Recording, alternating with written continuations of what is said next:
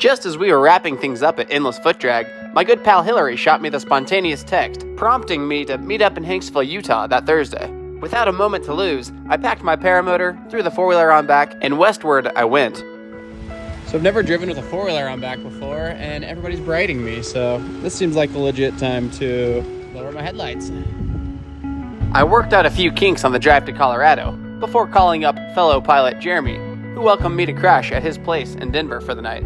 I enjoyed a nice long cruise through the Rockies the next day, and went for a couple one-wheel adventures to stretch the legs and break up the drive.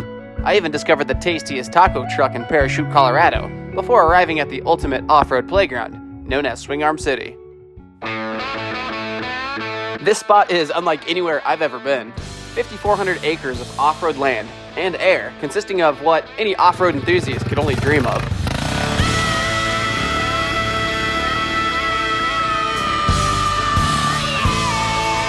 And to think, I almost left the quad at home. That would have been a mistake.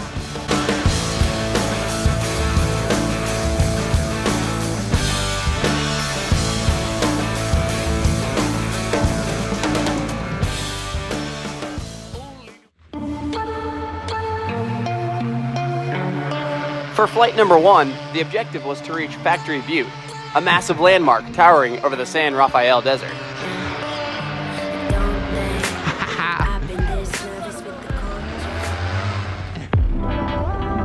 At this point, there was only 4 pilots in our group, with more on the way. One by one, we took turns running into the sky. With an altitude of 4,300 feet, this is no easy feat.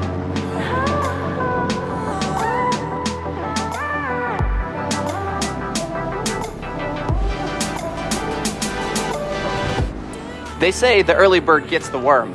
I'd just driven 15 hours, slept on the cold desert ground, and woke up 15 minutes prior to launching. But this was one worm I wasn't about to miss. It's crazy to think I'd driven by this area numerous times, and I'd stare out in absolute awe at the crazy moon-like landscape, or moonscape rather, and this was before I knew that it was one giant off-road park. I had no idea what kind of canyons, ravines, and sheer cliffs were hiding deep within these badlands.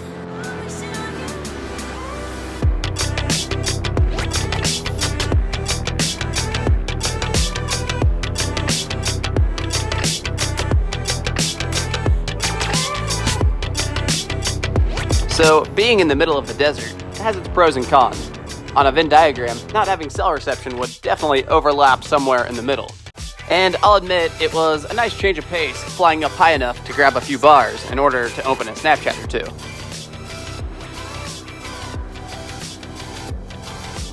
I traced the ridges with my feet, scoping out the most intriguing spots to ride a quad or dirt bike, and seeing the incredible contrast definitely made the entire flight feel surreal.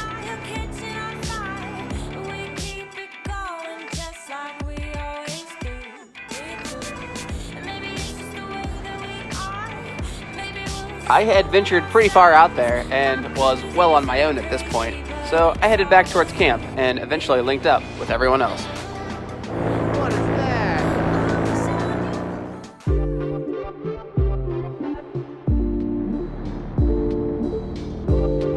It's nearly impossible to put this place into words. Even a video does next to nothing. This particularly unique experience would be hard for almost anyone to match. We were just 4 pilots, dangling from strings a few hundred feet above the Earth's surface.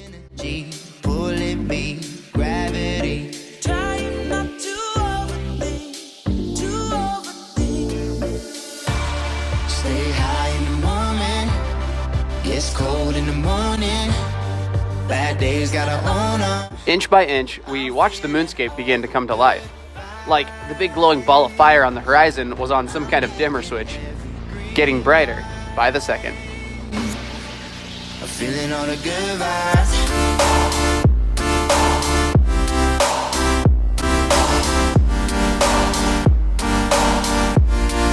I'm feeling all the good vibes. Just like everything else in Utah, the geology of Factory Butte was breathtaking and didn't make any sense. But with storms on the horizon, it was time to hop on dirt bikes and check out some of the canyons we'd just flown over.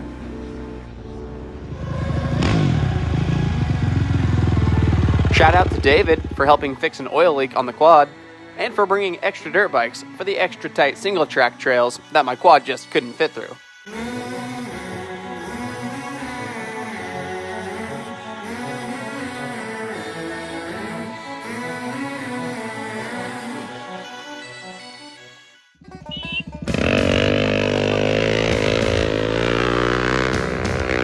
Coming from Kansas, there's simply no way to prepare yourself for riding this kind of terrain.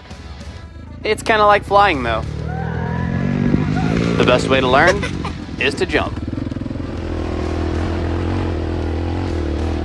The softness of the dirt here is pretty forgiving if you mess something up, but the unpredictability of the ground wasn't as nice.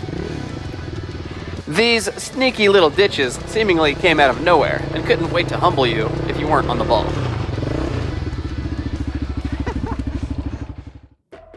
I don't know that I'd ever witnessed a cloudy day in Utah, but this trip was different. We really didn't think we'd get a fly that night, but right as the sun was going down, Rob and I recognized the opportunity and linked up for this cool synchro launch. 3, 2, 1. Coming out. I got my cape on, like superheroes do, about to take off. Out into the blue, I'm always on top. Never gonna lose, you know I won't stop. Coming after you. This was a side of the desert that I'd never seen before. Showers popped up almost daily, but it really added to the visual effect. These impromptu flights are always the best. You go from sitting in a lawn chair bored out of your mind, but once everything lines up, you're instantly skyrocketed to cloud 9. It's hard to believe we almost sat this one out. And seconds later, we're up there doing wingtip bumps, carving past wild landmarks, and buzzing a random group of guys holding a bottle of whiskey. Most likely just dreaming of being able to fly like a bird, like we are so fortunate to do. It's crazy just how much happens in a 10-minute flight. After a quick touch and go, and buzzing our little Pow-Wow, I ended the spontaneous flight by tossing out a celebratory streamer. Coming after you. You know I won't stop. Our first full day in the desert was complete, and the only thing left to do was crack a post-flight beer and brief each other on the otherworldly flight we were about to embark on first thing in the morning. What's up?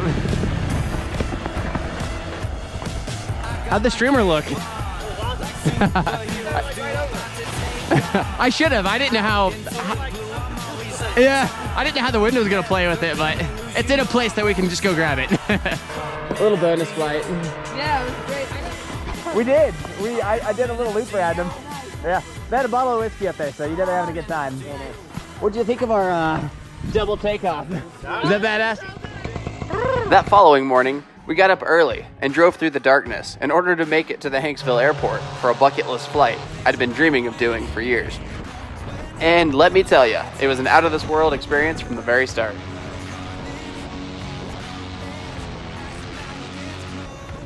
After casually foot-dragging the runway, I realized something was missing. I vaguely remembered stuffing my phone in my pocket before launching, but apparently I didn't get the pocket zipped shut. While frantically searching for the $1,500 iPhone I'd just pre-ordered the week prior, I decided to give the runway a quick flyby in hopes that it simply fell out of my pocket on launch. And thank goodness that's exactly what had happened. I quickly circled to come in for a landing, and that's when tragedy struck. My beloved chase cam that had joined me on countless journeys from coast to coast was officially toast. No!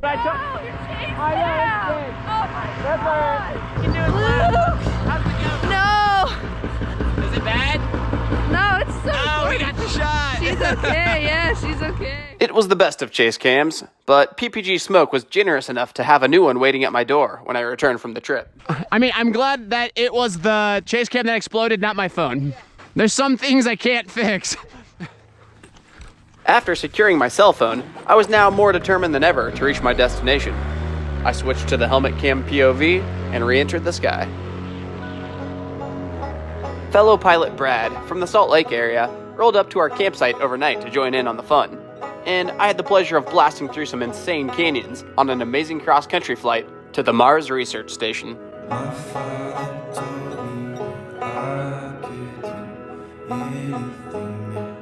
Don't know why I don't believe.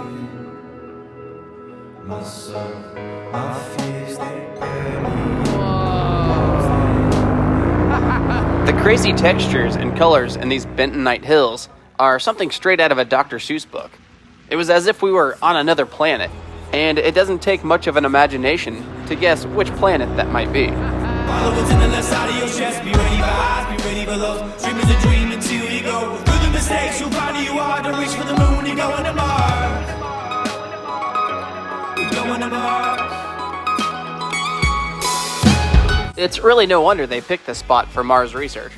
According to Wikipedia, the project's goals are to develop field tactics based on environmental constraints, test habitat design features and tools, and assess crew selection protocols. Crew members must wear an analog spacesuit simulator when completing tasks outside the HAP to simulate the protection they would need from the harsh Mars environment. Researchers actually live in this Mars lander habitat. It was plain to see that they had a nice solar energy setup, along with 2 electricity generators named respectively Casper and Windy. There was also a greenhouse used for growing crops and plant research. And last but not least, they had a giant telescope, known as the Musk Mars Desert Observatory. I think we all would have liked to have spent more time out here, just uncovering all kinds of things that you can only see from a paramotor.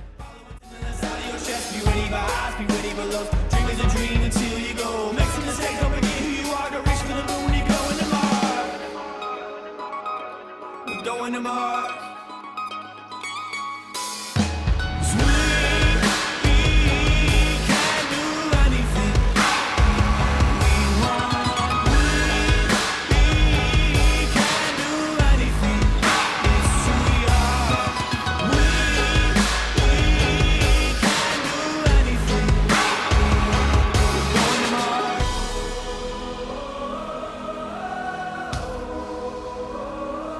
Going to Mars.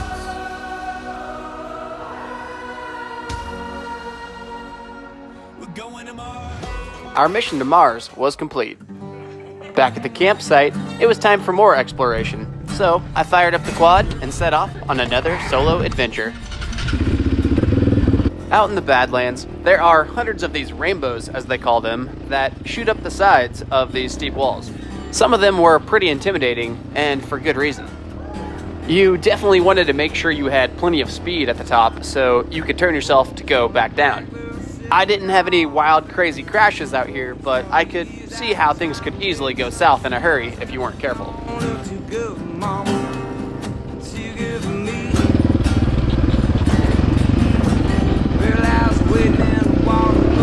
Probably the most unique feature and my personal favorite part of riding out here were the spines. I spent hours looking for four-wheeler footage on this area, and it just did not exist. So I felt like I was really pioneering some new trails. The single track was pretty hardcore even for a dirt bike, and although you'd think you'd have even more traction on four wheels, I was forced to straddle the spine with my tires in loose rock. One wrong move, and you'd be sucked into the 100-foot pits below you. But that was kind of an afterthought.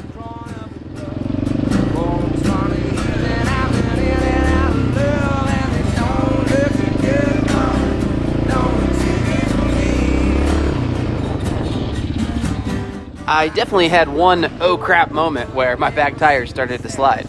I'm really not sure how I stayed up on the ridge, but it's one of those what ifs that I don't really like to think about. And it was starting to make sense why there weren't any four-wheeling videos like this one on the internet.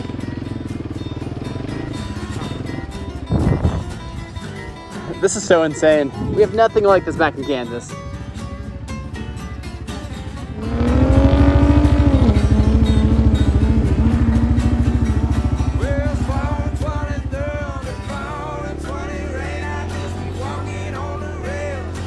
I could see the sky getting pretty dark off in the distance, and took that as my cue to head back towards camp. It absolutely downpoured on us for a good 15 minutes with some crazy wind gusts, but it departed about as fast as it arrived. And just like that, it was like the moonscape had hit a reset button. All the nice beaten paths we created over the last couple days were shaken clean, like an Etch-a-Sketch. From way up here, the surface even seemed to be glowing.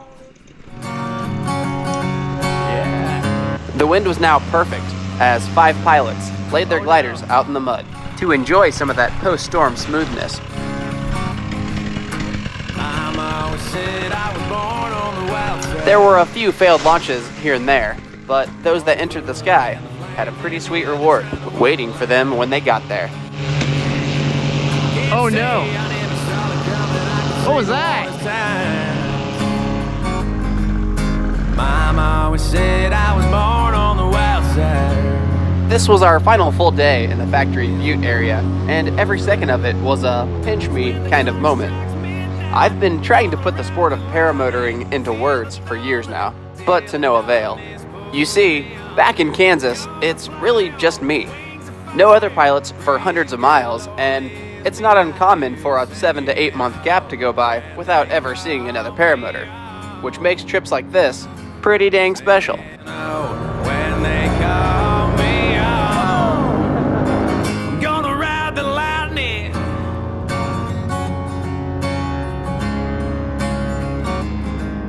There's a man in a black coat standing at a crossroads with a pen in his hand and a long list of lost souls. They say if left the corn forge that a fool's gold. There's a man in a black coat standing at a crossroads. Paramotoring and the community surrounding it is wildly fascinating. While floating around Kansas has its own unique luster, it's just not the same as meeting up with a rowdy bunch of like-minded individuals in the middle of the desert. And our group had everything required to make this trip successful. We had your hype man, the organizers, the dreamers, and the weather experts. But once we were all in the sky, we really just had one common objective: have as much fun as humanly possible. And when everything comes together, it ignites a spark and creates something truly amazing. Thanks for watching, guys.